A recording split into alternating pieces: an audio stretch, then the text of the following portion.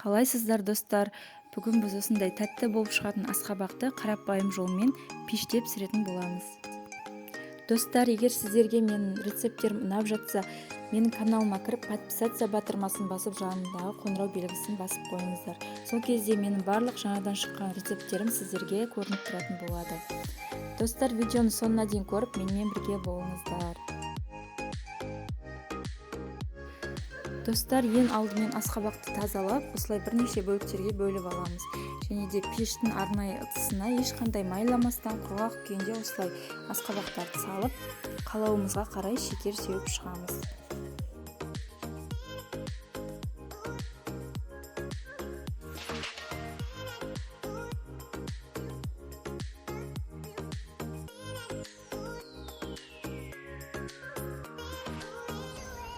Енді кезекте асқабақтарымызды 200 градуста қызып тұрған пешке 1 сағатқа салып пісіріп аламыз.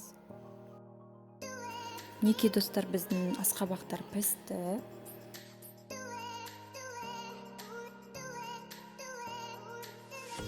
Достар, асқабақтың арасы толығымен піскен және де дәмі тәтті болып шыққан. Достар, асқабақты осылай пеште пісіріп көріңіздер, дәмі керемет болып шығады.